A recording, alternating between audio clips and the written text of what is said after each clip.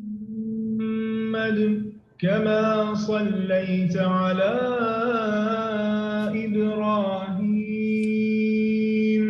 وعلى آل إبراهيم إنك حميد مجيد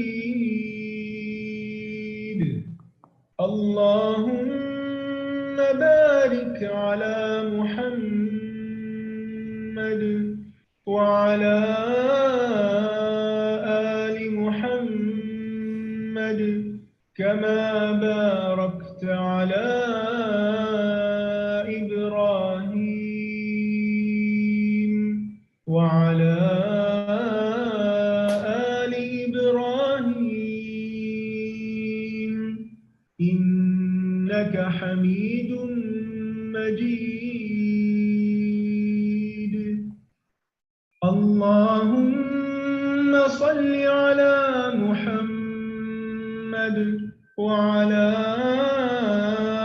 آل محمد كما صليت على إبراهيم وعلى آل إبراهيم إنك حميد مجيد اللهم بارك على محمد وعلى آل محمد كما باركت على إبراهيم وعلى آل إبراهيم إنك حميد مجيد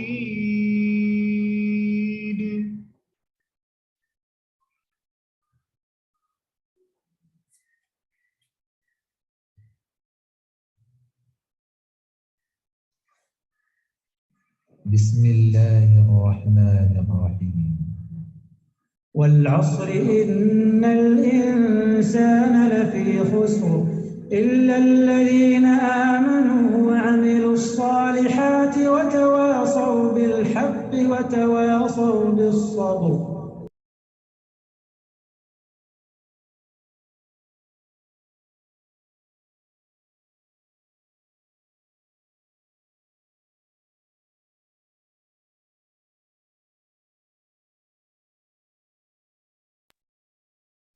أعوذ بالله من الشيطان الرجيم بسم الله الرحمن الرحيم الحمد لله اللهم ربنا لك الحمد بما خلقتنا ورزقتنا وهديتنا وعلمتنا لك الحمد بالإيمان ولك الحمد بالإسلام لك الحمد بكل نعمة أنعمت بها علينا فلك الحمد على ذلك حمدا كثيرا لك الحمد حتى ترضى ولك الحمد إذا رضيت وصلى الله على نبينا محمد وعلى آله وصحبه وسلم رب اشرح لي صدري ويسر لي أمري واحلل عقدة من لساني يفقه قولي اللهم زدنا إيمانا وفقها ويقينا اللهم إني أسألك العفو والعافية اللهم إني أسألك قلبا سليما ولسانا صادقا ربنا آتنا من لدنك رحمة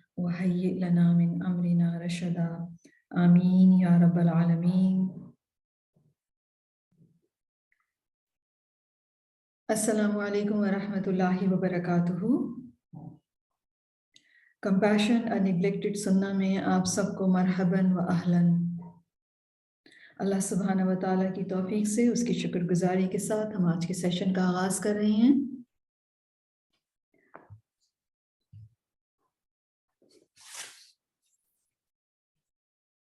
اللہ عز و جل الرحمن الرحیم ہے جس نے 100 رحمتیں تخلیق فرمائی ہیں اور ان میں سے ایک رحمت دنیا میں اتار دی تاکہ مہربانی، شفقت، رحمت، محبت، نرمی، لطف و کرم اس کی تربیت نسل انسانی میں رہیں اور نسل در نسل یہ جذبات، شفٹ ہوتے رہیں، منتقل ہوتے رہیں، اور یہ جذبات مزید ریفائن ہوتے رہیں۔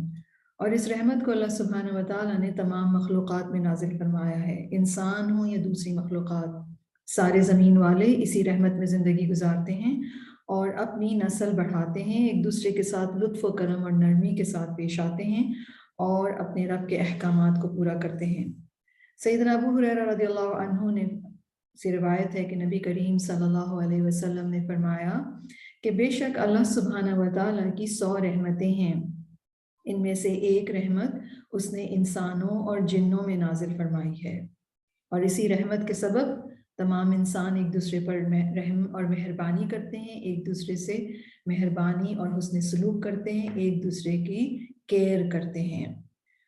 اور اللہ سبحانہ و تعالیٰ نے اہل ایمان کے درجات کو رحمت میں بلند کیا ہے، یعنی جو ایمان والے ہوتے ہیں وہ زیادہ مہربان ہوتے ہیں، وہ زیادہ رحمت کرنے والے ہوتے ہیں، تو وہ ایک دوسرے پہ، یعنی ایک تو جنرل لیول ہے، انسان ایک دوسرے کے ساتھ رحم کرتے ہیں، مہربانی، اور ایک ہائیسٹ لیول ہے جو کہ اہل ایمان کا ہے، ان کو اللہ تعالیٰ نے رحمت کا ایک ایسا درجہ دیا، یا اس دین کے ذریعے سے اللہ سبحانہ و تعالیٰ نے ان کے اس جذبہ رحم کو اس طرح ڈیولپ کیا ہے، یا اس طریقے سے اس کو گرو کیا ہے کہ وہ ایک دوسرے کے ساتھ نرمی کرتے ہیں، ایک دوسرے کے ساتھ مہربانی کرتے ہیں، ایک دوسرے سے محبت کرتے ہیں، ایک دوسرے کی کیئر کرتے ہیں۔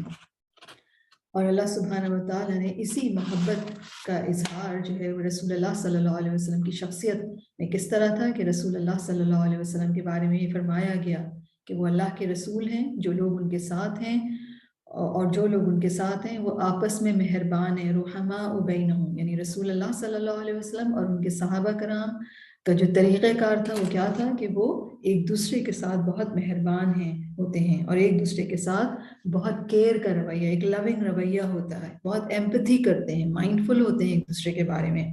اور یہی وہ طریقہ کار ہے جو رسول اللہ صلی اللہ علیہ وسلم کے ذریعے سے اللہ سبحانہ و تعالیٰ نے ہمیں سکھایا ہے۔ یعنی ہم سب انسانوں کی فطرت کے اندر اللہ تعالیٰ نے یہ جذبہ رحمت رکھ دی ہے۔ اس جذبہ رحمت کو ہارنس کرنے کے لیے، اس جذبہ رحمت کو پروان چڑھانے کے لیے اللہ تعالیٰ نے ہمیں اپنے رسول کے صلی اللہ علیہ وسلم کے ذریعے سے وہ اخلاق، وہ کردار، وہ رویے اور وہ ادب آداب سکھائے ہیں جو اس جذبہ رحم کو پریکٹس کرنے اور اس کو مینیفیسٹ کرنے کا ذریعہ ہیں۔ رسول اللہ صلی اللہ علیہ وسلم نہ صرف الفاظ کے ذریعے سے ہمیں حکم دیا ہے، بلکہ ان کا جو انٹریکشن تھا ڈفرینٹ لوگوں کے ساتھ، بچوں کے ساتھ، بڑوں کے ساتھ، جانوروں کے ساتھ، اس کے ذریعے سے رسول اللہ صلی اللہ علیہ وسلم نے ہمیں وہ ادب آداب سکھائی ہیں جس سے ہمیں معلوم ہوتا ہے کہ ٹرولی کائنڈ ہونا کیسا ہوتا ہے، یا ٹرولی کمپیشنیٹ ہونا کیسا ہوتا ہے۔ اور یہ جب رویوں کا اظہار انسان کرتا ہے تو ایک تو اس بات کا اظہار ہے کہ اس کے اندر جذبہ رحم ہے، سیکنڈلی یہ جذبہ رحم کو مزید انسان کے اندر گرو کرتے ہیں۔ تو ہمارے اخلاق اور کردار کیا ہونے چاہیے؟ رسول اللہ صلی اللہ علیہ وسلم کے طریقے میں ہم دیکھتے ہیں کہ وہ سب کے سب رحمت، شفقت، نرمی، کائنڈنس کے اوپر بیس کرتے ہیں، اور رسول اللہ صلی اللہ علیہ وسلم خود بھی تمام انسانوں کے لیے بہت ہی شفقت اور رحمت والے مہربان تھے۔ انہوں نے ہی ہمیں یہ شفقت اور رحمت سکھائی ہے۔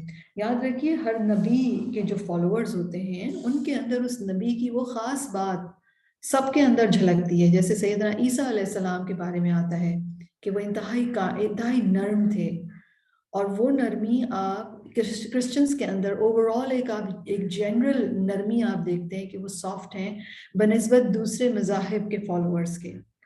ہمارے نبی جو تھے رسول اللہ صلی اللہ علیہ وسلم وہ انتہائی شفیق، وہ رؤوف الرحیم تھے۔ تو امت مسلمہ میں رسول اللہ صلی اللہ علیہ وسلم کی امت میں جو موسٹ سگنیفیکنٹ فیچر یا موسٹ سگنیفیکنٹ کیریکٹرسٹک یا ایٹریبیوٹ نظر آنا چاہیے امت مسلمہ میں اوورال ایک جنرل لیول کے اوپر، وہ کیا ہونا چاہیے؟ وہ شفقت اور مہربانی کا ہونا چاہیے ایک دوسرے کے ساتھ، اور نان مسلمز کے ساتھ بھی، ایون جانوروں کے ساتھ، انوائرمنٹ کے ساتھ، ہر ایک چیز کے ساتھ۔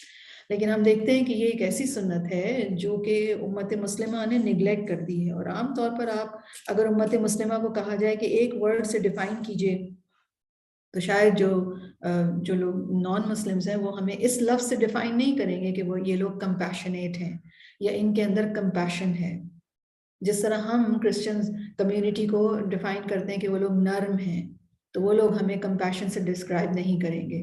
تو یہ وہ سنت ہے جو ہم سے کھوئی گئی ہے، جو ہم نے نظر انداز کی ہے، اور اس سنت کو پروان چڑھانے کے لیے، اس سنت کو ریوائیو کرنے کے لیے ہم کتاب الادب پڑھ رہے ہیں، تاکہ ہم یہ جانیں کہ مہربانی اور رحمت اور شفقت کا رویہ، یا جو شفقت کا جذبہ ہے، وہ کس طرح پریکٹس کیا جاتا ہے، اور کن کن رشتوں میں اور کن کن انٹریکشنز میں ہمیں اس کو پریکٹس کرنا ہے، کس کس طریقے سے. تو ہماری یہ کلاس جو ہے یہ صحیح بخاری کے کتاب الادب پر بیسڈ ہے، جیسے کہ آپ جانتے ہیں. آئی ہوپ آپ سب کو میرا یہ صحیح بخاری کا پیج نظر آ رہا ہوگا، جس میں ہم باب شروع کرنے جا رہے ہیں، باب 19. رائٹ، آپ سب کو نظر آ رہا ہے؟ Are we on same page?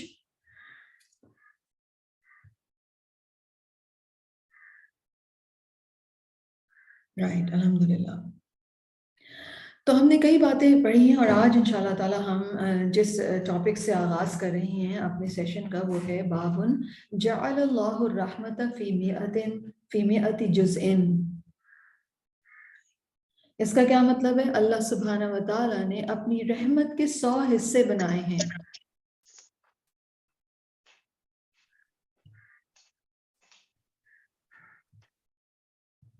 اللہ سبحانہ و تعالیٰ نے اپنی رحمت کے 100 حصے بنائے ہیں، اور آج کلاس کے آغاز میں بھی ہم یہی بات پڑھ رہے تھے. رائٹ، اب یہ ایک دوسری حدیث ہے جو ہمیں بخاری سے مل رہی ہے.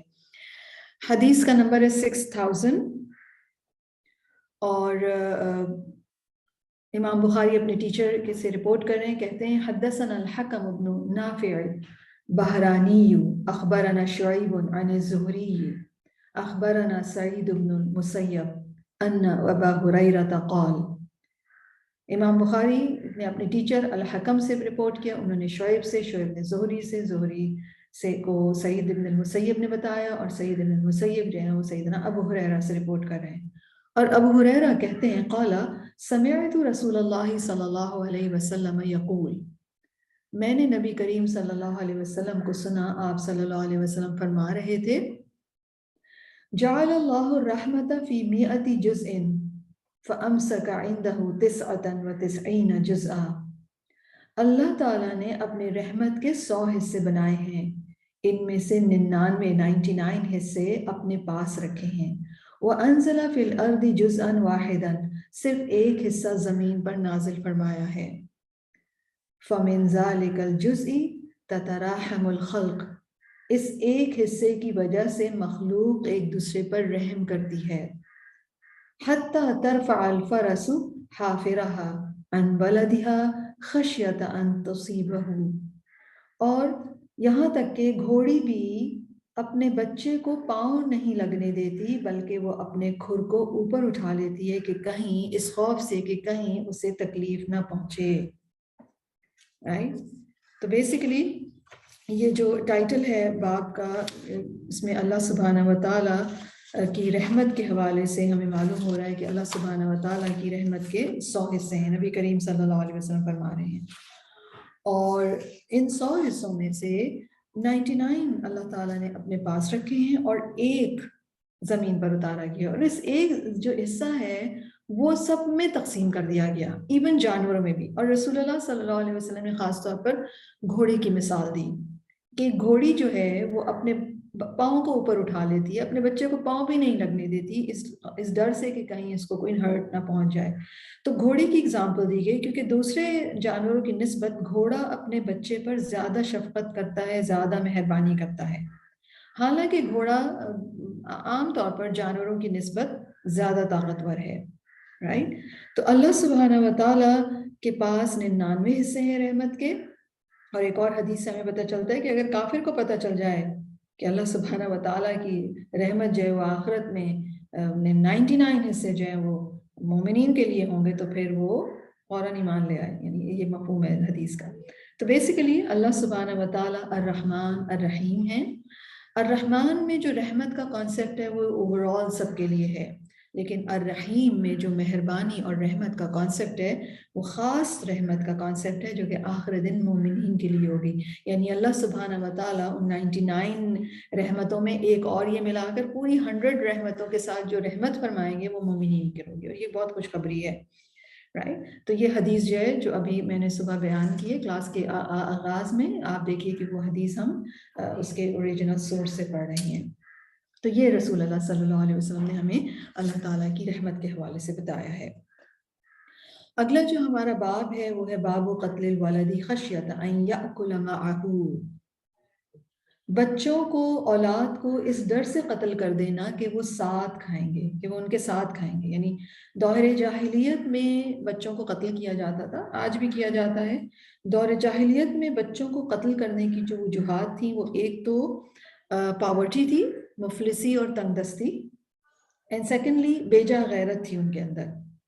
یعنی وہ اپنی بیٹی کی مطلب داماد کا ہونا ان کے لیے بڑا آر تھا کہ ان کی بیٹی کا کوئی شوہر ہو یا ان کا کوئی داماد ہو، تو بیجا غیرت کی بنا پر. اینڈ تھرڈلی وہ جن بتوں کی عبادت کیا کرتے تھے ان کی خاطر وہ سلاٹر کرتے تھے بتوں کے نام پر، بتوں کو خوش کرنے کے لیے. تو ایک سے زیادہ وجوہات تھیں بچوں کو قتل کرنے کی، اور ایک جو میجر وجہ تھی وہ پاورٹی تھی.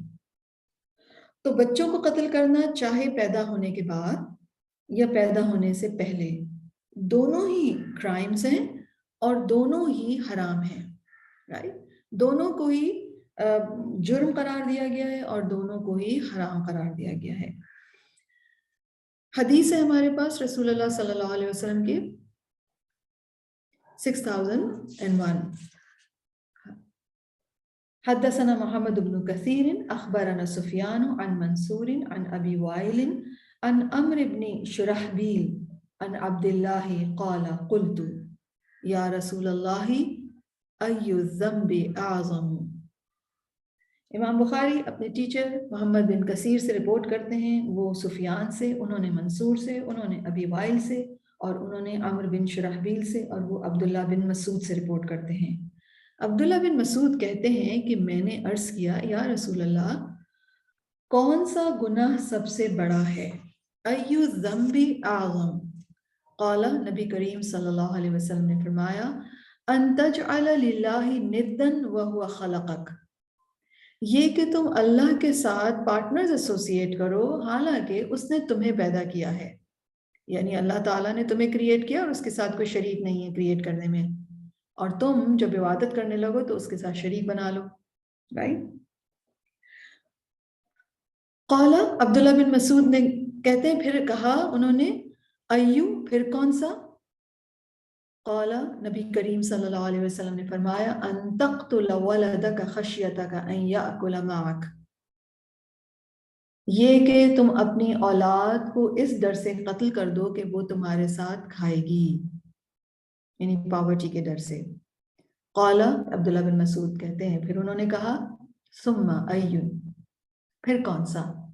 قال، نبی کریم صلی اللہ علیہ وسلم نے فرمایا ان تزانی حلیلۃ جارک، یہ کہ تم اپنی پڑوسی کی بیوی سے زنا کرو.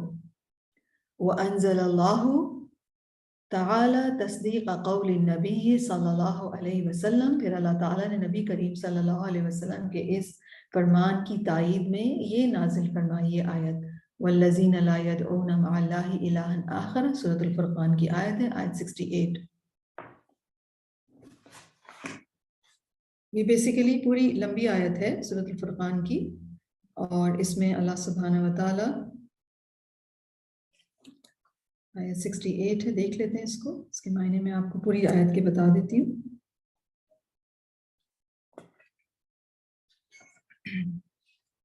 اللہ تعالیٰ فرماتے ہیں، اس کا مفہوم یہ ہے اور جو لوگ اللہ کے سوا کسی دوسرے معبود کو نہیں پکارتے ہیں اور وہ اللہ کی حرام کی ہوئی کسی جان کو قتل نہیں کرتے مگر حق پر، اور وہ بدکاری نہیں کرتے، اور جو شخص ایسے کام کرے گا تو وہ سزا سے دوچار ہوگا. رائٹ. یہ آیت 68 ہے.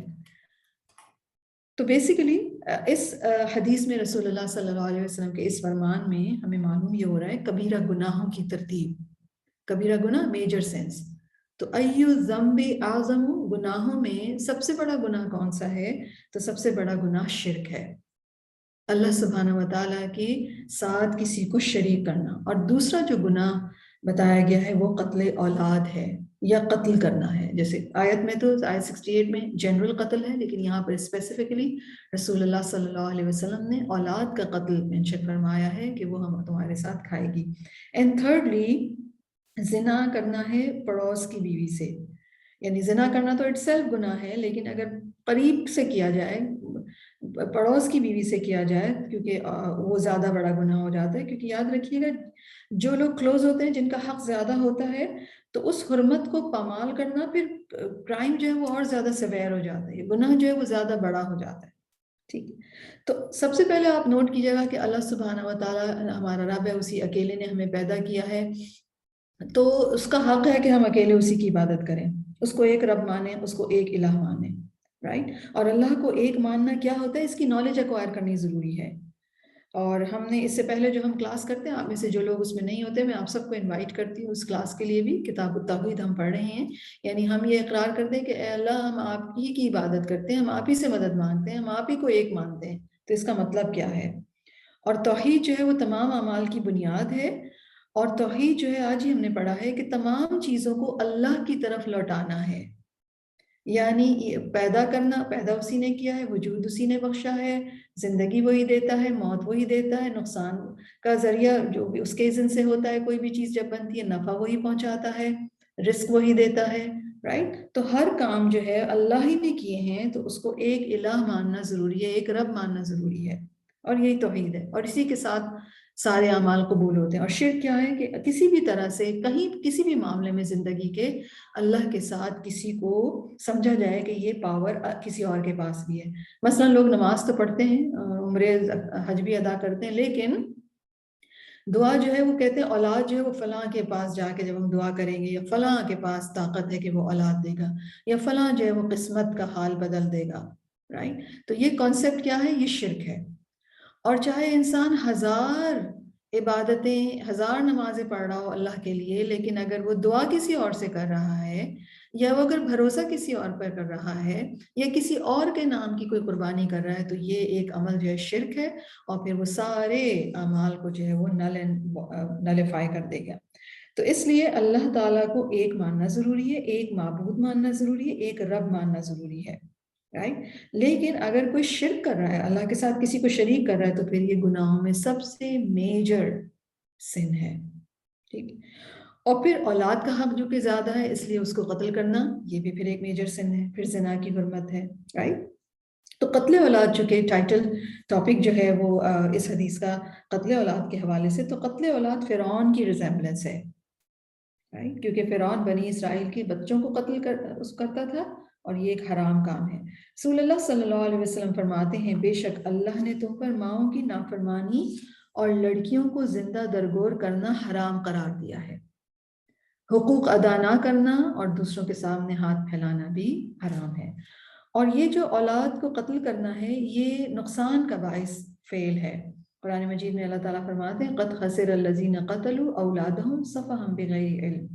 بے شک ان لوگوں نے خسارہ اٹھایا، نقصان اٹھایا، جنہوں نے اپنی اولاد کو بے وقوفی سے بغیر علم کے قتل کر دیا.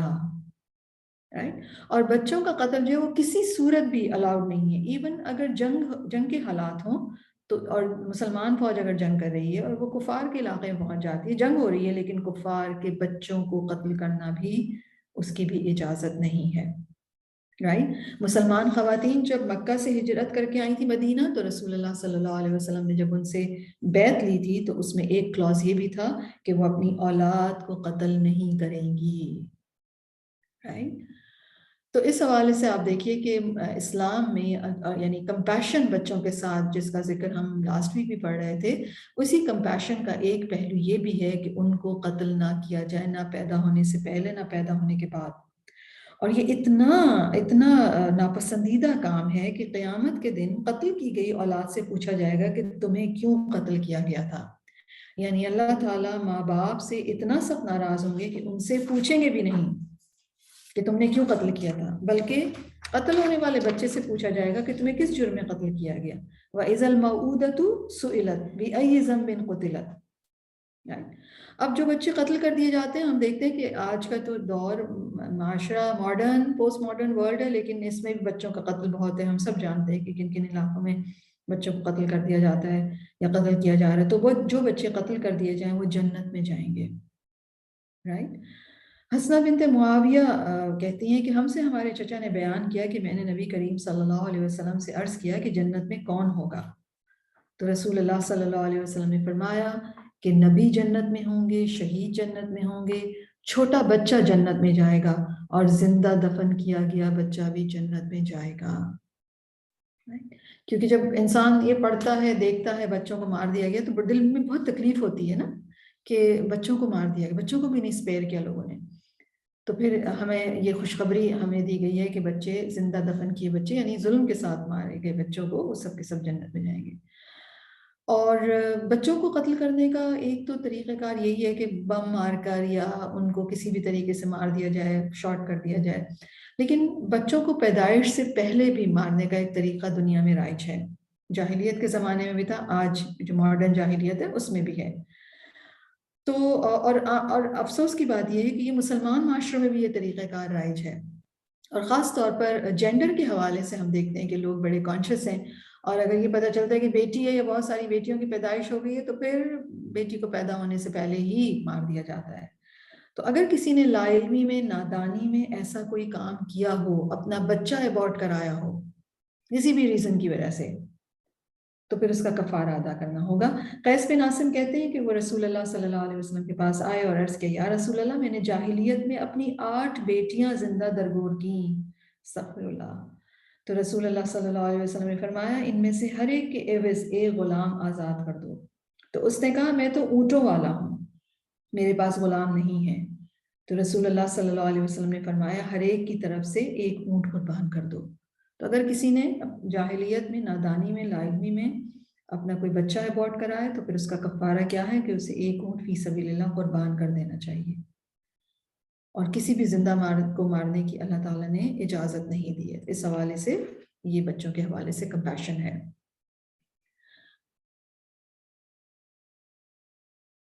اگلی جو حدیث ہے، اگلا جو ٹائٹل ہے ہمارے پاس، وہ امام بخاری نے ٹائٹل کیا ہے وضع الصبی فی الحجر، بچے کو گود میں اٹھانا. اب again this is compassion with kids, کہ بچوں کو گود میں اٹھانا جو ہے ان سے کمپیشن کا اظہار ہے. حدیث ہے حدثنا محمد بن المثنى حدثنا يحيى بن سعيد عن هشام قال اخبرني ابي عن عائشة. امام بخاری اپنے ٹیچر محمد بن مثنى سے رپورٹ کرتے ہیں، وہ یحییٰ بن سعید سے، وہ ہشام سے. وہ کہتے ہیں کہ مجھے میرے والد نے خبر دی اور انہوں نے بی بی عائشہ سے رپورٹ کیا. بی بی عائشہ کہتی ہیں کہ ان النبی صلی اللہ علیہ وسلم وضع صبیا فی حجرہ یحنکہ فبال علیہ فدعا بماء فاتبعہ. بی بی عائشہ روایت کر رہی ہیں کہ نبی کریم صلی اللہ علیہ وسلم نے ایک بچہ کو اپنی گود میں بٹھایا اور اس کو رسول اللہ صلی اللہ علیہ وسلم نے تحنیک کیا. تحنیک کیا ہوتی ہے؟ کھجور چبا کر اس کے حلق میں لگا دی. فبال علیہ، بچے نے آپ پہ یورینیٹ کر دیا. فدعا بماء، تو رسول اللہ صلی اللہ علیہ وسلم نے پانی منگوایا. فاتبعہ، پھر پانی منگوا کر کپڑوں پر بہا دیا. رائٹ. اور یاد رکھیے گا اس زمانے میں پیمپرز نہیں ہوتے تھے اور غالباً بہت چھوٹا نیو بورن بچہ تھا، کیونکہ تحنیک کر رہے ہیں ابھی تو رسول اللہ صلی اللہ علیہ وسلم اس کو کھجور دے رہے ہیں، پہلی اس کی غذا دے رہے ہیں. اور تو ایک اس بچے نے یورینیٹ کر دیا. تو کوئی بہت فس نہیں مچائی رسول اللہ صلی اللہ علیہ وسلم، کوئی ہنگامہ نہیں ہوا، بلکہ کیا کیا، پانی منگوایا اور کپڑوں پر بہا دیا گیا. تو بچوں پر شفقت اور مہربانی کا انداز، پیار سے ان کو گود میں لینا، یہ ان کا حق ہے اور نبی کریم صلی اللہ علیہ وسلم کی سنت ہے. اور گود میں لینے میں اگر بچوں کی طرف سے کوئی کوتاہی، آف کورس کوئی نویزنس اگر آپ کو ان سے پہنچ رہی ہے، جیسے اس بچے نے پیشاب کر دیا ہے، تو پھر اس پر صبر کرنا چاہیے. اور یہ صبر کرنا عقل مندی ہے. کیا سمپلی پانی منگوا کر وہ جہاں پر یورینیٹ کیا تھا اس کو دھو دیا گیا، پانی بہا دیا گیا. تو اس سے ہمیں پتہ چل رہا ہے کہ بچوں کے ساتھ نرمی اور مہربانی میں ایک چیز کیا شامل ہے کہ ان کو گود میں لیا جائے پیار سے. اگلی حدیث ہے، اگلا ٹائٹل ہے جس سے ہمیں رسول اللہ صلی اللہ علیہ وسلم نے بچوں کے ساتھ کس طرح اپنے کمپیشن کا اظہار کیا ہے. باب وضع الصبی علی الفخذ، بچے کو اپنی لیب پہ بٹھانا. right? حدثني عبد الله بن محمد حدثنا عارم حدثنا المعتمر بن سليمان يحدث عن أبيه قال سمعت أبا تميمة يحدث عن أبي عثمان النهدي يحدثه أبو عثمان عن أسامة بن زيد رضی اللہ عنہما. امام بخاری اپنے ٹیچر عبداللہ بن محمد سے رپورٹ کر رہے ہیں اور اس چین میں جو صحابی رسول ہیں اسامہ بن زید ہیں. اسامہ بن زید رپورٹ کر رہے ہیں کہ کانا رسول اللہ صلی اللہ علیہ وسلم یاخذنی فیقعدنی علی فخذہ. یاد رکھیے گا اسامہ بن زید زید بن حارثہ کے بیٹے تھے اور زید بن حارثہ کو رسول اللہ صلی اللہ علیہ وسلم نے اپنا منہ بولا بیٹا بنایا ہوا تھا.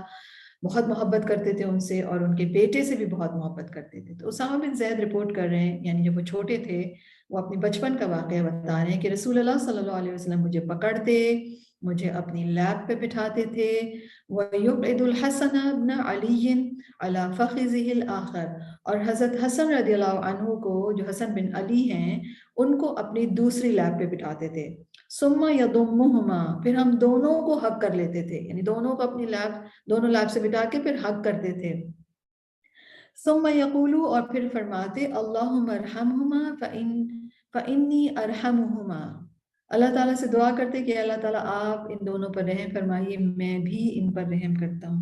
اللہ آپ بھی ان پر مہربان ہو جائیے میں بھی ان پر مہربان ہوں. سبحان اللہ. کتنا کمپیشن ہے رسول اللہ صلی اللہ علیہ وسلم کا, کیسی شفقت ہے. بٹھا رہے ہیں پکڑ رہے ہیں بٹھا رہے ہیں اور پھر ان کو حق کر رہے ہیں اور پھر ان کے لیے دعا بھی کر رہے ہیں. تو یہ سارے انداز جو ہیں بیسیکلی وہ رسول اللہ صلی اللہ علیہ وسلم کے رحمت اور شفقت کے ہیں. تو آف کورس اس کا مطلب بچے اتنے بڑے تھے کہ وہ اپنے پاؤں پہ چلتے تھے, ٹاڈلر سے بڑے تھے رائٹ. تو پکڑتے تھے ان کو رسول اللہ صلی اللہ علیہ وسلم اور اپنے لیب پہ بٹھاتے تھے. تو بچے اگر تھوڑے بڑے بھی ہوں ان کو پکڑ کر اپنی لیب پہ بٹھانا, انہیں حق کرنا, انہیں کس کرنا, یہ کیا ہے؟ یہ کمپیشن کا اظہار ہے, رحمت اور شفقت کا اظہار. اور یہ رحمت اور شفقت ہمیں سکھائی گئی ہے, رسول اللہ صلی اللہ علیہ وسلم نے اس کا اظہار کرنا سکھایا ہے. اور انٹرسٹنگلی اسامہ بن زید جو تھے وہ بلیک تھے رائٹ, سیاہ فام تھے کیونکہ وہ زید بن حارثہ نے شادی کی تھی ایک سیاہ فام خاتون سے. اور سیدنا حسن جو تھے وہ سرخ و سفید تھے, نبی کریم صلی اللہ علیہ وسلم سے مشابہ تھے. لیکن رسول اللہ صلی اللہ علیہ وسلم کے رویے میں ان کے رنگوں سے کوئی فرق نہیں نظر آ رہا ہمیں. ہمارے ہاں عام طور پر جو بچہ ڈارک ہوتا ہے یا تھوڑا سلو ہوتا ہے, سب سے پہلے تو بول تو لکس کا ہی ہوتا ہے ہمارے یہاں. ایون اپنے ماں باپ بھی فیملی میں جو بچہ سب سے زیادہ ڈارک کمپلیکشن کا ہوتا ہے وہ سب سے زیادہ نیگلیکٹ کیا جاتا ہے, وہ ہر کام میں سب سے پیچھے پیچھے رہتا ہے رائٹ. اور اگر سلو ہو شارپ نہ ہو جیسے دوسرے بچے ہوتے ہیں تو اس کو بھی اگنور کیا جاتا ہے. یاد رکھیے کمپیشن جو ہے وہ ہمیں سکھاتا ہے کہ ہم کسی بھی بچے کو اس کے لک سے, اس کی لرننگ ایبلٹیز کی, اس کی شارپنیس یا اس کے سلو ہونے سے ڈٹرمن نہ کریں کہ ہمیں اس بچے کو کتنا پیار کرنا ہے یا کتنا زیادہ کتنی توجہ دینی ہے. اور عام طور پر ایک کرول طریقہ ہے کہ کمپیرسن کیا جاتا ہے بچوں کے درمیان. جو بچہ نظر زیادہ اچھا آتا ہے یا پولیٹیکلی زیادہ کریکٹ ہوتا ہے اس کو سب سے زیادہ اٹینشن ملتی ہے یا وہ سب سے زیادہ اٹینشن لے جاتا ہے رائٹ. تو اس حوالے سے مجھے اور آپ کو سیکھنا یہ ہے کہ بچوں کے ساتھ جب ہم کمپیشن کا اظہار کر رہے ہوں, جب بچوں کے ساتھ جب ہم ڈیل کر رہے ہوں, انٹریکٹ کر رہے ہوں, تو ماں باپ ہوں رشتہ دار ہوں ان کو یکساں سلوک کرنا چاہیے. بلکہ جو بچہ زیادہ کمزور اور سلو نظر آتا ہے, زیادہ خاموش نظر آتا ہے, اس کو زیادہ توجہ دینی چاہیے, اس کو زیادہ اپریشیٹ کرنا چاہیے رائٹ. تو رسول اللہ صلی اللہ علیہ وسلم ایک تو ہم یہ سیکھ رہے ہیں کہ بچوں سے شفقت کا اظہار کر رہے ہیں فزیکلی رائٹ, بچوں کو اٹھا کر حق کر کے. اور اس کے علاوہ ہم یہ بھی دیکھ رہے ہیں کہ بچوں کا ان کے ظاہری حال حلیے کے حوالے سے رسول اللہ صلی اللہ علیہ وسلم کوئی کمپیریزن نہیں کر رہے ہیں رائٹ. ان اینی کیس بچہ کیسا بھی ہو, کسی کا بھی ہو, کیسی بھی شکل و صورت کا ہو, آئی کیو لیول کچھ بھی ہو اس کا, ایکٹیو ہو یا ان ایکٹیو ہو, ہر صورت میں بچوں کے ساتھ آگے بڑھ کر ان سے شفقت کا معاملہ کرنا چاہیے. اور آپ کو میں بتاؤں اسٹڈیز ہمیں بتاتی ہیں کہ جن بچوں کو یا بچوں سے جو پیار و محبت کا معاملہ ہے, یہ شفقت کا معاملہ ہے, یہ ان کے آئی کیو لیول اور ان کے سوشل سکلز کو ڈیولپ کرنے میں ہیلپ کرتا ہے. یعنی جن بچوں کے ساتھ پیار و محبت کا معاملہ زیادہ ہوتا ہے ان کا آئی کیو لیول انکریز ہوتا ہے اور ان کے سوشل سکلز ڈیولپ ہوتے ہیں. لیکن عام طور پر دیکھا یہ گیا ہے کہ گیدرنگز کے اندر وہ بچہ جو شارپ سا ہے، جو کھیلتا کودتا پھر رہا ہے، اسی کو سب پکڑ پکڑ کے اس کے گال کھینچ رہے ہیں، رائٹ. اور جو بچہ پیچھے ہے، جو بچہ، اور وہ پیچھے کیوں ہوتا ہے؟ وہ ایکچولی اپنے ماں باپ کے رویے سے ہی پیچھے ہوتا ہے. تو خاندانوں میں اور بڑے کلوز آپ یہ آبزرو کرتے ہیں کہ وہ بچہ جو کہ لکس میں اچھا نہیں ہے، پیرنٹس پہلے ڈیسائیڈ کر لیتے ہیں کہ یہ تو بچہ، یہ تو دیکھنے میں اچھا نہیں لگتا، تو اس کو وہ کپڑے بھی بعض اوقات یہ بھی دیکھا گیا ہے کہ جو حال حلیہ ہوتا ہے وہ باقی بچوں کا سب کا اچھا ہوتا ہے، اس ایک بچے کا اچھا نہیں ہوتا ہے، رائٹ. تو یہ کمپیشن کے اگینسٹ ہے، یہ ایک نیچر کے اگینسٹ ہے، یہ انسانی اعتبار سے بالکل غلط ہے کہ کسی ایک بچے کو اس کے لکس یا اس کی لرننگ ایبلٹیز یا اس کے آئی کیو یا اس کے ایکٹیو ان ایکٹیو ہونے کی بنا پر آپ ججمنٹ دیں اور پھر اس کو پیچھے پیچھے رکھیں. نہیں، ماں باپ کو سب کے ساتھ ایکولی اپنے بچوں کے ساتھ سلوک کرنا چاہیے، ایکولی پیار و محبت کرنا چاہیے. اسی طرح رشتہ داروں کو بھی، چاہے آپ پھوپھی ہیں، خالہ ہیں، مامی ہیں، تائی ہیں، جو بھی ہیں، یا نیبرز ہیں، جو بھی کچھ ہیں، جو بھی بچہ ہے اس کے ساتھ ٹریٹ کیا جائے گا شفقت اور مہربانی کے ساتھ. یہ ہمیں معلوم ہو رہا ہے. ایک اور حدیث ہمیں مل رہی ہے، انفیکٹ اسی حدیث کی مزید فردر ایک اور اس کا جو ایک اعتبار سے اس کی ایکسپلینیشن کی گئی ہے. وعن علی قال حدثنا یحییٰ حدثنا سلیمان عن ابی عثمان قال التیمی فوقع فی قلبی منہ شیء قلت حدثت به كذا وكذا فلم اسمعه من ابی عثمان فنظرت فوجدته عندي مکتوبا فيما سمعت. علی بن مدینی نے کہا، انہیں یحییٰ نے خبر دی، انہیں سلیمان نے بتایا، ان سے ابو عثمان نے بیان کیا کہ سلیمان تیمی نے کہا کہ میرے دل میں شک پیدا ہوا کہ مجھے ابو عثمان سے بہت سی احادیث بیان کی گئی ہیں، تو میں نے یہ حدیث نہیں سنی. پھر میں نے اپنی کتاب دیکھی تو میں نے اس میں یہ حدیث لکھی ہوئی دیکھی جو میں نے ابو عثمان سے سنی تھی، یعنی یہ حدیث آتھینٹک ہے. اگلا جو ٹائٹل ہے وہ ہے بابن حسن العہد من الایمان. صحبت کا حق یاد رکھنا ایمان کی نشانی ہے. گزشتہ عہد کی پاسداری علامت ایمان ہے.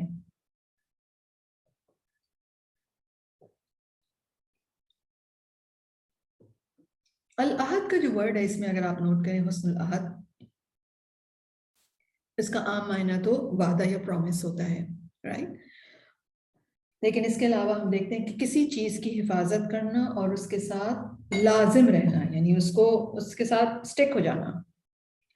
راغب اصفہانی کہتے ہیں اس سے کسی چیز کی ایک حالت کے بعد دوسری حالت میں اس کی حفاظت اور دیکھ بھال کرنا مراد ہے، رائٹ. یعنی کمٹمنٹ کو لازم کر لینا. اس کے علاوہ عہد کا لفظ زمانے، جگہ، قسم، صحت، ایمان، خیر خواہی اور وصیت کے معنوں میں بولا جاتا ہے. تو یہاں پر کمٹمنٹ یا کسی چیز کی حفاظت کرنا، ایک جو آپ نے اصول بنایا تھا، جو چیز تھی اس کے اوپر قائم رہنا. اب اس کے حوالے سے ہمیں جو حدیث امام بخاری لے کر آئے ہیں وہ ہے حدثنا عبید بن اسماعیل حدثنا ابو اسامہ عن ہشام عن ابیہ عن عائشہ رضی اللہ عنہا قالت. امام بخاری کہتے ہیں کہ ہم سے عبید بن اسماعیل نے بیان کیا، اور یہ چین جو ہے بی بی عائشہ رضی اللہ عنہا پہ اختتام ہوتی ہے. بی بی عائشہ رضی اللہ عنہا فرماتی ہیں ما غرت علی امرأۃ ما غرت علی خدیجہ. وہ کہتی ہیں کہ مجھے کسی عورت پر اتنا رشک نہیں آیا جتنا بی بی خدیجہ پہ آیا. وَلَقَدْ هَلَكَتْ قَبْلَ أَنْ يَتَزَوَّجَنِي بِثَلَاثِ سِنِينَ. حالانکہ وہ بی بی خدیجہ میری رسول اللہ صلی اللہ علیہ وسلم کی شادی، ان کے ساتھ شادی سے 3 سال پہلے فوت ہو چکی تھیں. لما كنت اسمعه يذكرها. اور یہ رشک آنے کی وجہ کیا تھی کہ میں رسول اللہ صلی اللہ علیہ وسلم سے بکثرت ان کا ذکر کرتے سنتی. وَلَقَدْ أَمَرَهُ رَبُّهُ أَن يُبَشِّرَهَا بِبَيْتٍ فِي الْجَنَّةِ مِنْ قَصَبٍ. رسول اللہ صلی اللہ علیہ وسلم کے رب نے آپ کو حکم دیا کہ انہیں جنت میں ایک خولدار موتیوں کے محل کی خوشخبری سنا دیں. وَإِنْ كَانَ لَيَذْبَحُ الشَّاةَ. رسول اللہ صلی اللہ علیہ وسلم جب کبھی بکری ذبح کرتے ثم يهدي في خلتها منها. تو ان میں سے ان کی سہیلیوں کو بھی گفٹ بھیجتے، رائٹ. تو رسول اللہ صلی اللہ علیہ وسلم کے اس طریقے میں کہ بیوی فوت ہو گئی ہیں اور رسول اللہ صلی اللہ علیہ وسلم کے ہاں کام ہو رہا ہے، کچھ سلاٹر ہوا ہے اینیمل، تو اب وہ اس کو دوسروں کو گفٹ بھیج رہے ہیں، تو پھر بی بی خدیجہ کی سہیلیوں کے پاس بھی ضرور جاتا. اس سے کیا اندازہ ہو رہا ہے کہ رسول اللہ صلی اللہ علیہ وسلم نے ان کے ساتھ گزارا ہوا اچھا وقت، جو کمپینین شپ تھی، وہ نہ صرف اس کمپینین شپ کے حوالے سے جو اچھی یادیں تھیں ان کا تذکرہ فرماتے رہتے، بلکہ اس کے ساتھ ساتھ بی بی خدیجہ کی سہیلیاں جن سے وہ محبت کرتی تھیں ان کو گفٹ بھی بھجواتے تھے. یہ حسن صحبت ہے، یعنی کمپینین شپ کا حق رسول اللہ صلی اللہ علیہ وسلم ادا کریں. یہ ہے حسن صحبت، یہ ہے ایک اچھی کمپینین شپ نبھانا. کہ حالات بدل گئے ہیں، بی بی خدیجہ موجود نہیں رہی ہیں، یعنی جب وہ موجود تھیں تو جب بھی رسول اللہ صلی اللہ علیہ وسلم یقیناً ان کی سہیلیوں کے پاس گفٹ بھجواتے ہوں گے، لیکن اب حالات کے تبدیل ہونے کے باوجود بھی رسول اللہ صلی اللہ علیہ وسلم نے اس صحبت کا حق ادا کرنا، وہ کمٹمنٹ جو تھی وہ لازم رکھی اپنے اوپر. یعنی حسن صحبت کیا ہے کہ آپ کسی کے ساتھ، جس شخص کے ساتھ آپ کچھ عرصہ گزار چکے ہیں، یہ رشتہ داری بھی ہو سکتی ہے جیسے یہاں پر ہم دیکھ رہے ہیں اسپاؤس ہیں، دوستی بھی ہو سکتی ہے، نیبر بھی ہو سکتے ہیں، ایک اچھا تعلق آپ کا قائم رہا، رائٹ. اس کے بعد کسی وجہ سے اس تعلق میں کمی آ گئی، آپ وہاں سے موو کر گئے، رائٹ، یا جدائی ہو گئی کہ وہ وفات پا گئے یا دور چلے گئے، لیکن دور جانے کے بعد بھی اس دوستی اور اس تعلق کی یاد کی، اس کی میموری کو فریش رکھنا، رائٹ، یہ ہے حسن صحبت. تذکرہ کرنا.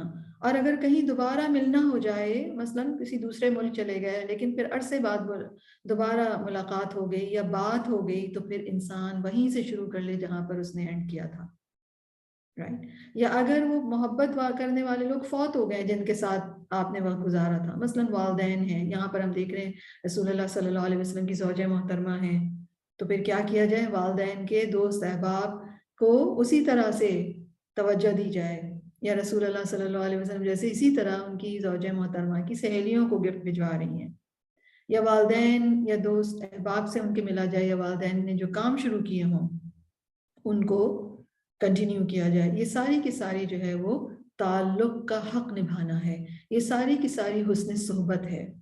یعنی اگر آپ رحم کے رشتہ داروں کے ساتھ کریں تو یہ صلہ رحمی ہے. رسول اللہ صلی اللہ علیہ وسلم اپنی زوجہ محترمہ اسپاؤس کے حوالے سے کر رہی ہیں تو یہ تعلق نبھانا ہے، حسن صحبت ہے. آپ اپنی کسی کولیگ کے ساتھ، کسی دوست کے ساتھ، کسی نیبر کے ساتھ کر رہے ہیں تو یہ کمپینین شپ کو نبھانا ہے، یا ایکسلنس ہے کمپینین شپ میں، رائٹ. لوگ عام طور پر ساتھ رہتے ہیں لیکن وہ ساتھ ہی نہیں رہتے، ایک دوسرے کا خیال ہی نہیں رکھتے. کہاں یہ کہ کوئی دور چلا جائے اور پھر بھی اس تعلق کا خیال رکھا جائے. نبی کریم صلی اللہ علیہ وسلم نے ہمیں یہ حسن صحبت سکھائی ہے، اور اس کا تعلق بھی کمپیشن سے ہے، رائٹ. عام طور پر ہوتا یہ ہے کہ جب کوئی سامنے ہوتا ہے تو وہ اپنی یاد دلاتا رہتا ہے کہ بھئی میں بھی ہوں، میرا بھی کیئر کرو، رائٹ. لیکن جب کوئی چلا جائے پھر اسے یاد رکھنا، یہ کمال کی بات ہے. تو لوگوں کا جن کے ساتھ اچھا تعلق رہا ہے ان کا اچھا تذکرہ کرنا. اور عام طور پر دیکھا یہ گیا ہے کہ اگر آپ کا کسی کے ساتھ کوئی اچھا تعلق تھا اور آپ اس سے عرصے بعد ملتے ہیں تو آپ تو اسی خوش دلی سے ملتے ہیں کیونکہ آپ حسن صحبت پہ بلیو کرتے ہیں، لیکن دوسرا جو ہے وہ سامنے سے بالکل ایسا اجنبیوں کی طرح ملتا ہے. تو یاد رکھیے رسول اللہ صلی اللہ علیہ وسلم کی سنت ہے یہ کہ وہ رشتے جو اب ویسے فریش نہیں رہے، ملنا ملانا،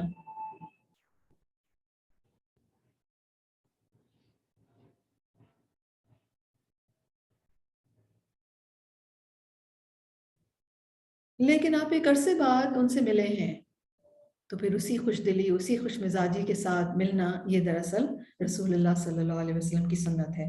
اور اگر ہم نبی کریم صلی اللہ علیہ وسلم کی ان سنتوں پر عمل کریں تو ریلیشن شپس دیکھیے کتنے اچھے قائم رہیں اور ہماری زندگی میں خوشیاں کتنی رہیں. اور ہوتا یہ کہ کبھی آپ کس سے ملتے ہیں اور آپ اس کو اسی خوش دلی سے ملتے ہیں، لیکن سامنے سے آپ کو بالکل ایک لگتا ہے کوئی اسٹرینج آدمی کھڑا ہے، رائٹ.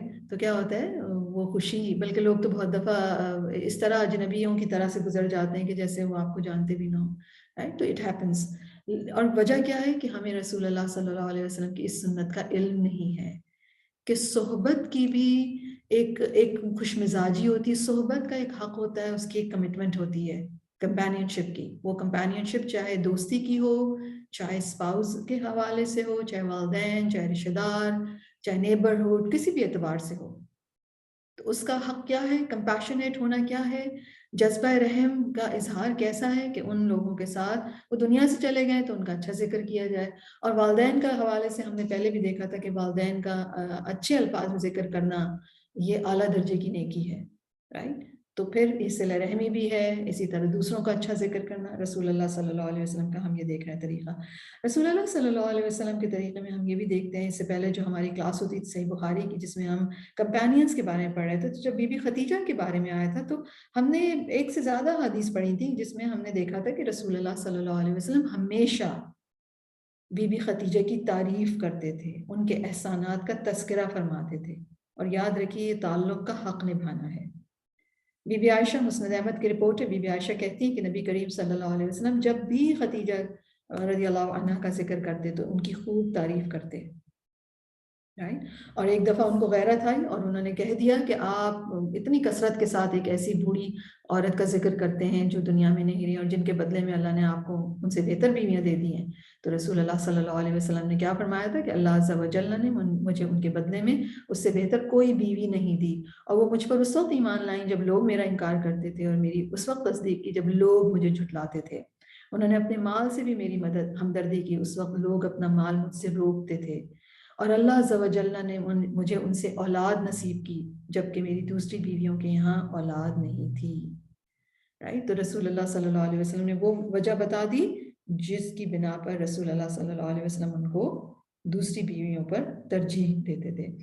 اور ہم نے غالباً پچھلے دنوں ایک حدیث پڑھی تھی کہ بی بی خدیجہ کی بہن آئی حالہ، انہوں نے جو رسول اللہ صلی اللہ علیہ وسلم سے اندر آنے کی اجازت دی تو اسی انداز سے لے کے بی بی جیسے بی بی خدیجہ لیتی تھی یا ان کی آواز ملتی تھی. تو رسول اللہ صلی اللہ علیہ وسلم ایک دم ہو گئے اور کہنے لگے اللہم یہ تو حالہ، اے اللہ یہ تو حالہ ہیں، یعنی وہ تمہیں لگا کہ خدیجہ ہے لیکن انہوں نے کہا اللہم یا اللہ یہ تو حالہ ہیں.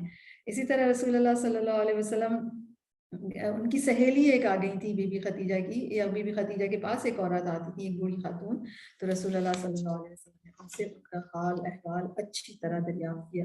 تو اس سے ہمیں اندازہ ہوتا ہے کہ رسول اللہ صلی اللہ علیہ وسلم کے جو تعلقات تھے، جو انٹریکشنز تھے، وہ ان کو بہت خوبصورتی کے ساتھ نبھاتے تھے. وہ رشتے، وہ تعلقات چاہے ڈائریکٹ تھے چاہے انڈائریکٹ تھے، یعنی ایسی خواتین کے ساتھ خوش اخلاقی سے پیش آنا جو رسول اللہ صلی اللہ علیہ وسلم کی فوت شدہ زوجہ محترمہ کی ملنے والیاں تھیں. رائٹ. تو this is something really important we need to learn.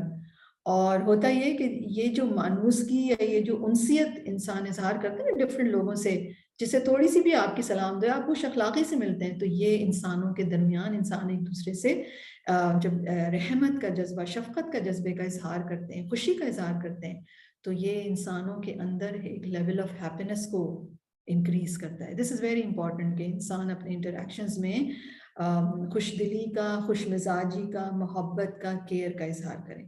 تو یہ چیز ہم رسول اللہ صلی اللہ علیہ وسلم سے سیکھ رہے ہیں کہ حسن العہد من الایمان، صحبت کا حق نبھانا، حسن صحبت رکھنا یعنی اپنی کمپینین شپ کو بیوٹیفل رکھنا، ہر اعتبار سے چلے بھی جائیں دنیا سے، تعلقات اب ویسے نہ بھی رہیں تب بھی اس کی یاد، اس کا ذکر اور اس طرح سے کرنا، یہ سب جو ہے یہ ایمان کی نشانی ہے.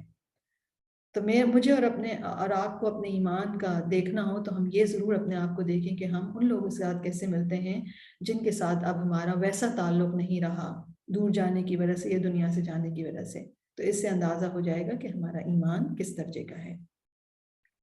اب بہت ایک امپورٹنٹ لیول آف کمپیشن ہے جو کہ آرفنز کے ساتھ کمپیشن کا اظہار یا کمزور لوگوں کے ساتھ اپنے جذبہ رحمت کا اظہار. باب فضل من یعول یتیما، یتیم کی کفالت کرنے کی فضیلت، یتیم کے ساتھ کمپیشنیٹ ہونا، اس کے ساتھ رحمت کا اظہار کرنا، اس کی فضیلت ہے. امام بخاری کہتے ہیں حدثنا عبداللہ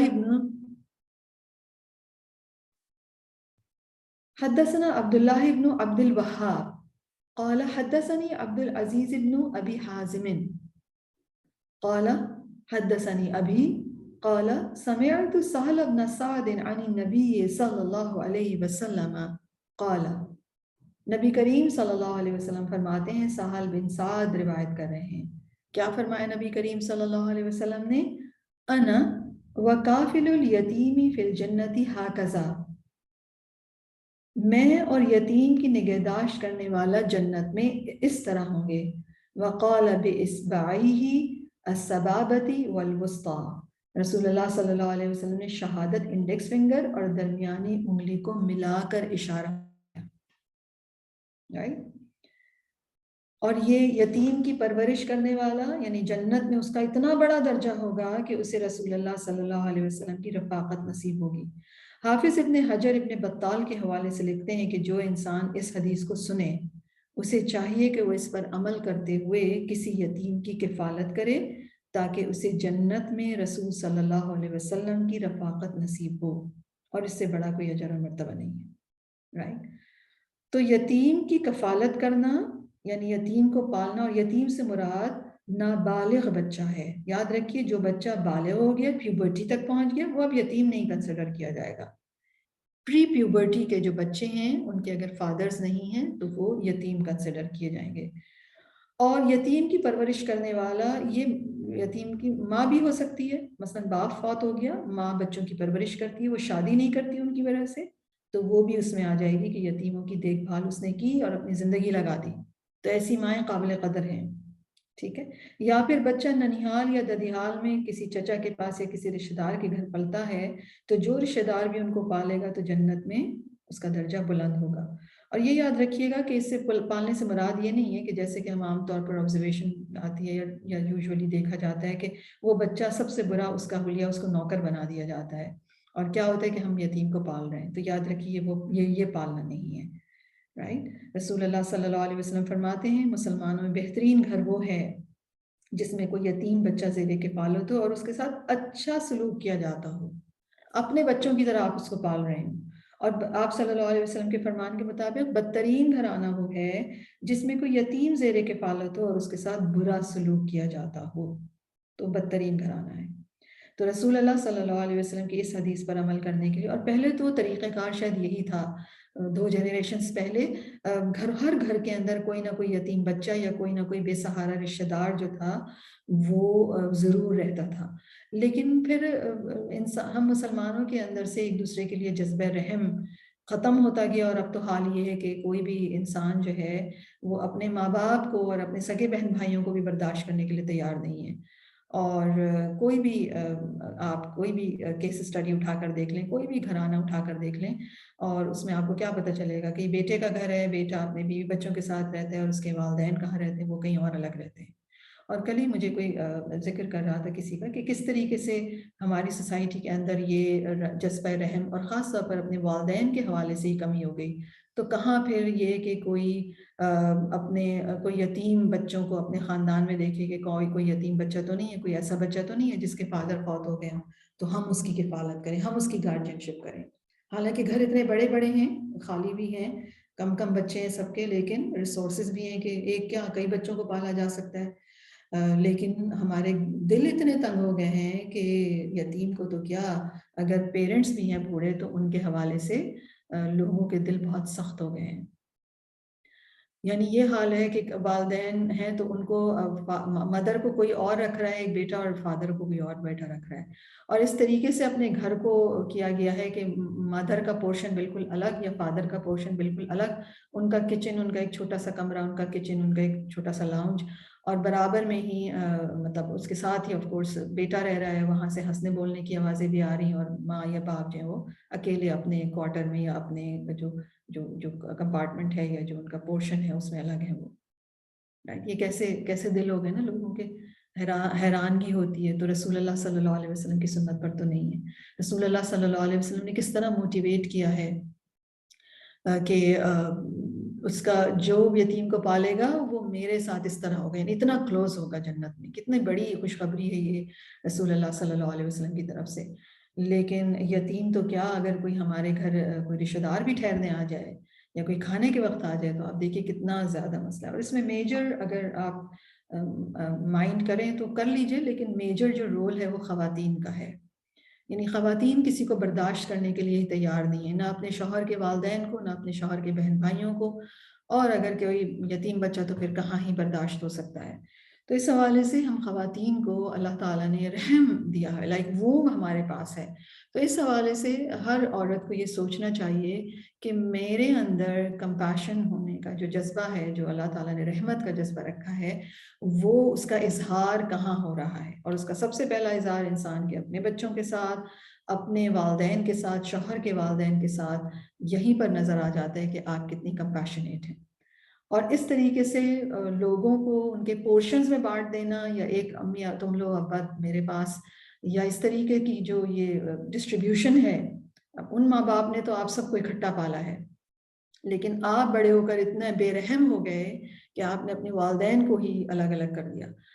اور انفیکٹ حال یہ ہے لوگوں کا کہ بیٹے تو آف کورس نہیں کرتے، لیکن بیٹیاں اپنے ماں باپ کی بہت کیئر کرتی ہیں۔ تو میں یہ سوچتی ہوں کہ آخر بیٹے کیوں نہیں کرتے؟ بیٹوں کے پاس کیا ایسا پرابلم ہے کہ وہ تو اپنے والدین کے ساتھ کسی بھی قسم کے رحم کا سلوک نہیں کر سکتے، لیکن بیٹی جو ہے وہ اپنے ماں باپ کے ساتھ رحم کا سلوک کرتی ہے۔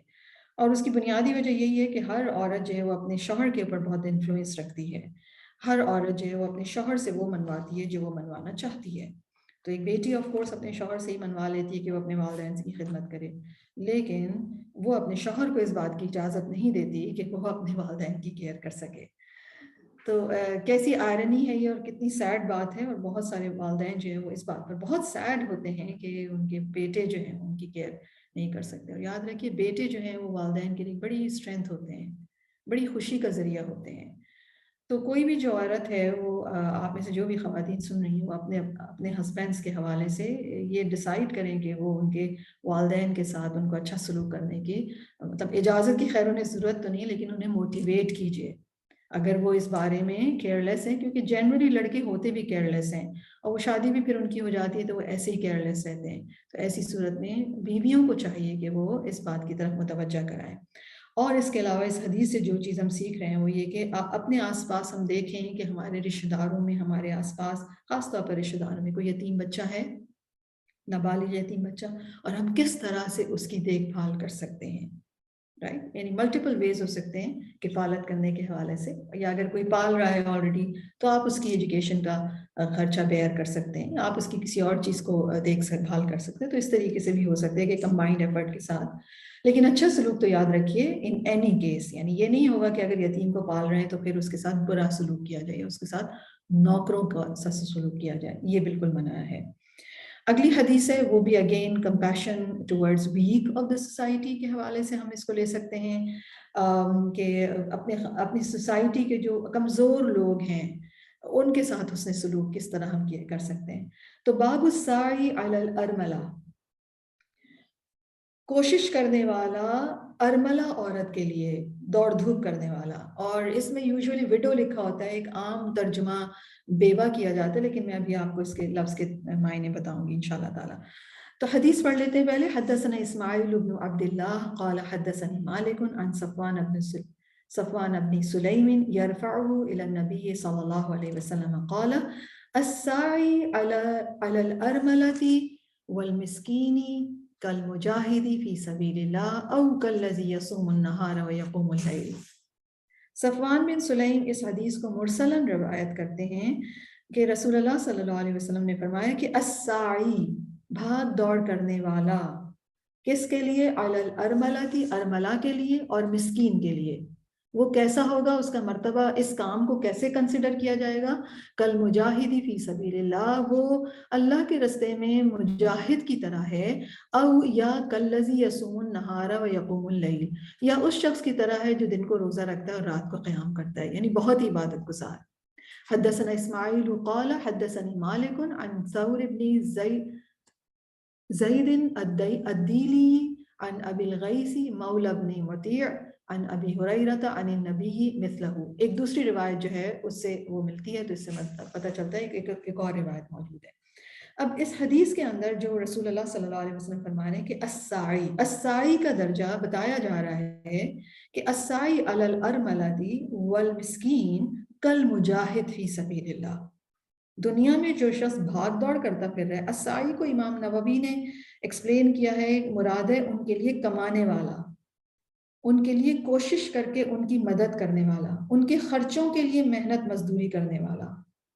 کس کے لیے؟ الارملہ کے لیے اور مسکین کے لیے. ارملہ کون ہے؟ الارملہ تھی جو ہے وہ عورت ہے جس کا شوہر نہ ہو. کوئی بھی وہ عورت جس کا شوہر نہیں ہے، خواہ وہ وڈو ہے یا وہ ڈیورسی ہے یا وہ ان میرڈ ہے، شادی نہ کی ہو اس نے، یا شادی کی ہو لیکن شوہر نہ رہا ہو. ایک اور جو ایکسپلینیشن ہے وہ الارملہ کی، وہ یہ ہے کہ وہ عورت جس کو اس کا شوہر چھوڑ دے، سپریشن ہو گئی ہے، رائٹ. تو ہم اس کو پھر کیسے ایکسپلین کر سکتے ہیں الارملہ کو؟ الارملہ سے مراد ہر وہ عورت ہے جس کا کوئی کمانے والا نہیں ہے، چاہے وہ وڈو ہے، چاہے وہ ڈیورسی ہے، یا پھر اس کی شادی نہیں ہوئی، یا شادی ہوئی اور شوہر نے اس کو چھوڑ دیا. ابن قتیبہ کہتے ہیں کہ میں نے ایک عورت جس کا شوہر گم ہو گیا تھا اس سے سنا کہ اس کو ارمال لاحق ہو گیا ہے. رائٹ، ارمال کیا ہے؟ یعنی شوہر کے نہ ہونے کی وجہ سے لاحق ہونے والی پاورٹی یا ایکسپینسز کے ختم ہونے کو ارمال کہتے ہیں. تو الارملہ وہ عورت جس کے پاس مال نہ ہو، شوہر کے نہ ہونے کی وجہ سے اس کے پاس مال نہیں ہے، پاورٹی ہے، کوئی قابل خرچ چیز نہیں ہے، رائٹ.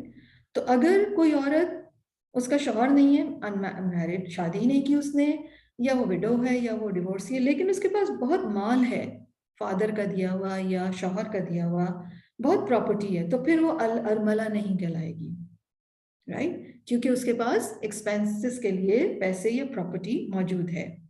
الارملہ وہ عورت ہے کہ شوہر کے نہ ہونے کی وجہ سے اس کے پاس مال بھی نہیں ہے، اس کے لیے کوئی کمانے والا نہیں ہے.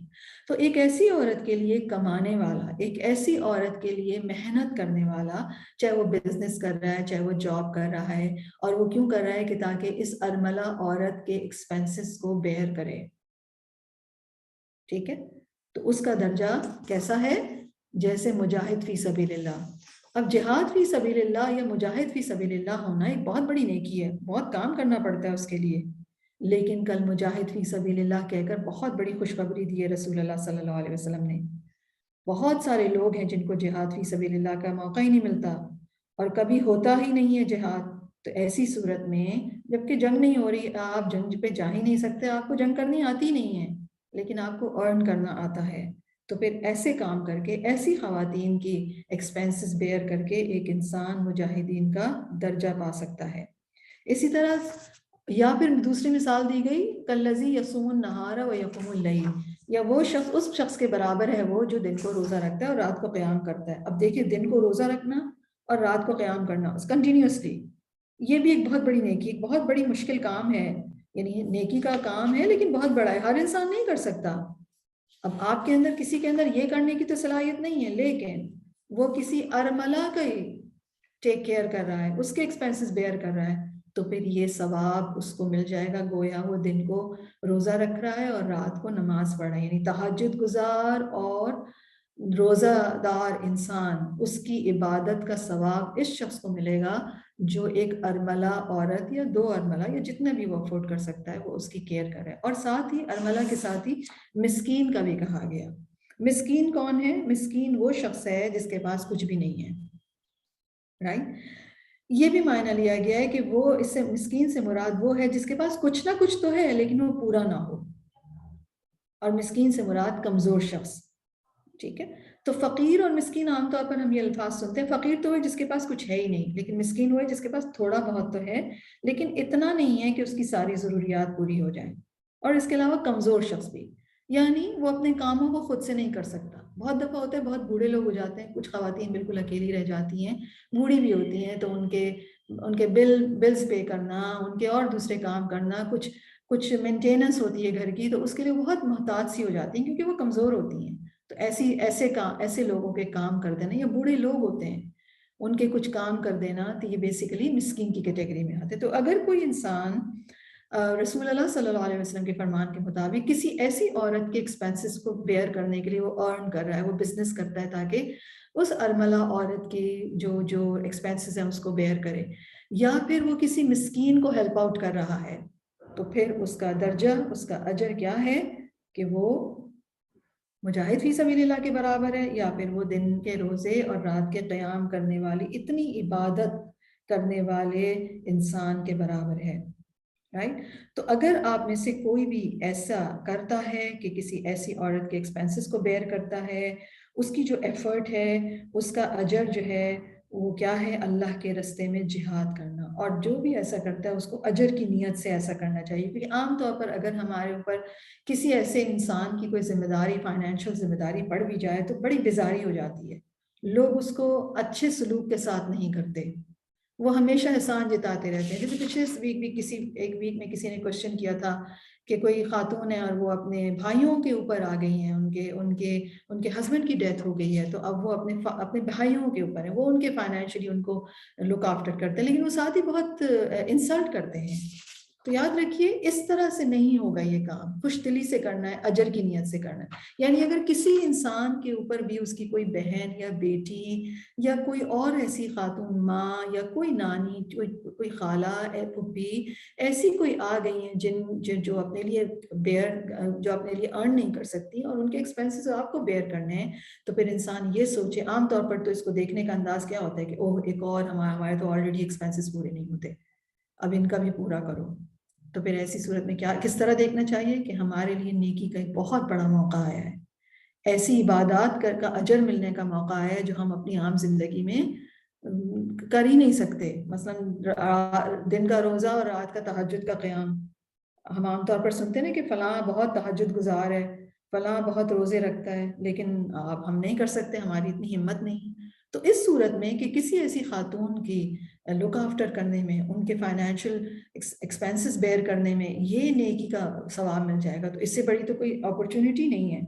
تو ارملہ خواتین ہوں یا مساکین ہوں، ان کے ایکسپینسز بیئر کرنا، ان کی پاورٹی دور کرنا، مالی بھی اور ہر طرح کی بھی، تو پھر یہ بہت بڑا اجر. اور یہ بھی سمجھ لیجئے کہ ضروری نہیں کہ یہ ارملہ خواتین اور مساکین جو ہیں یہ یا یتیم ضروری نہیں کہ رشتہ دار ہی ہوں، یہ کوئی بھی ہو سکتے ہیں، رائٹ؟ رشتہ دار ہوں تو پھر ڈبل ثواب ہے. یعنی اگر کوئی بہن ہے آپ کی اور آپ اس کو لک آفٹر کر رہے ہیں تو پھر آپ کو ڈبل ثواب ہے، جیسے رسول اللہ صلی اللہ علیہ وسلم کے فرمان کے مطابق کہ صدقہ دینا ایک اجر ہے اور اگر رشتہ دار کو دو گے تو دگنا اجر ہے.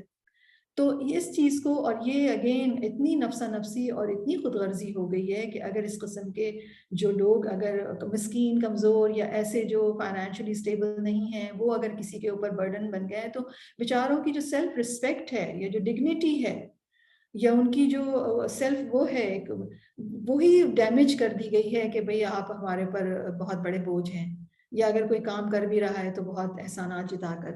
تو یاد رکھیے اس کا تعلق کمپیشن سے ہے. اگین آپ کو کوئی بھی ایسا اگر اپرچونٹی کسی کو دی ہے اللہ تعالیٰ نے، تو اللہ تعالیٰ تو خود سے بھی ان کو دے سکتا تھا، لیکن اللہ تعالیٰ نے آپ کو آنر کیا ہے، آپ کے لیے اپرچونٹی کھولی ہے نیکی کے کام کی. تو اس بات پر اللہ کا شکر ادا کرتے ہوئے خوش اسلوبی کے ساتھ جو بھی کر سکتے ہیں، اور ضروری نہیں کہ آپ پورا کریں، اگر پورا کرنے کی حیثیت ہے تو پورا کر لیں، اگر پورا کرنے کی حیثیت نہیں ہے تو آپ جو بھی کام کر سکتے ہیں وہ ضرور کریں.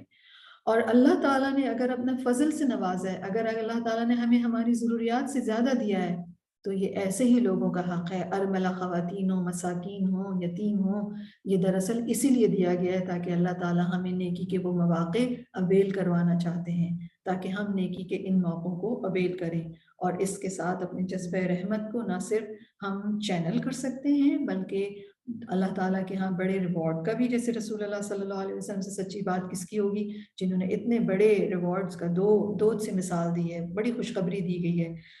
اور یہ کہ اپنی سوسائٹی کے اندر ہم اس رحمت اور ہمدردی کو اسپریڈ بھی کر سکتے ہیں، کیونکہ جب ہم رحم کرنے والے ہوں گے تو ہمارے اوپر رحم کیا جائے گا. اور اس سے بڑی بد نصیبی نہیں ہے کہ انسانی معاشرہ یا خاندان یا گھرانہ اس رحمت اور شفقت کے جذبے سے خالی ہو جائے. ہم کہتے ہیں نا اللہ تعالیٰ کی رحمت نہیں آتی، اللہ تعالیٰ نے تو اپنے رسول صلی اللہ علیہ وسلم کے ذریعے سے ہی بیان کر دیا ہے کہ تم رحم کرو تو تاکہ تم پر رحم کیا جائے.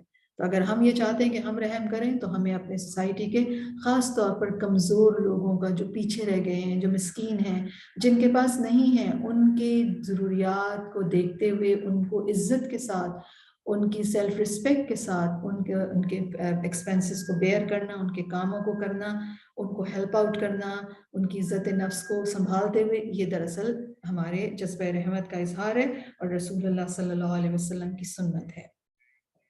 اللہ سبحانہ و تعالیٰ ہم سب کو ایسا فضل عطا فرمائے اور اس بات کی توفیق عطا فرمائے کہ ہم یہ کام کر سکیں جو جن کے کرنے والوں کے لیے رسول اللہ صلی اللہ علیہ وسلم نے خوشخبری فرمائی ہے۔ آج ہم یہیں تک کہ اپنے سیشن کو رکھتے ہیں۔ اللہ سبحانہ و تعالیٰ ہمیں نیکی کی اور عمل کی توفیق عطا فرمائے، ان تمام نیک کاموں کی جن کے لیے رسول اللہ صلی اللہ علیہ وسلم نے ہمیں موٹیویٹ کیا ہے۔ ربنا تقبل منا انک انت السمیع العلیم وتب علینا انک انت التواب الرحیم رب ارحمہما کما ربیانی صغیرا ربنا اغفر لی ولوالدی وللمؤمنین یوم یقوم الحساب ربنا آتنا من لدنک رحمہ وهيئ لنا من أمرنا رشدا رب اغفر لي ولوالدي اللهم اغفر لهما وارحمهما وادخلهما في اعلی جنت الفردوس یا رب العالمین۔ ہمیں بخش دیجئے اور ہمارے والدین کو بخش دیجئے، انک انت الغفور الرحیم، آمین یا رب العالمین۔ سبحانک اللہم وبحمدک اشہد ان لا الہ الا انت استغفرک واتوب الیک، آمین۔ السلام علیکم ورحمۃ اللہ وبرکاتہ۔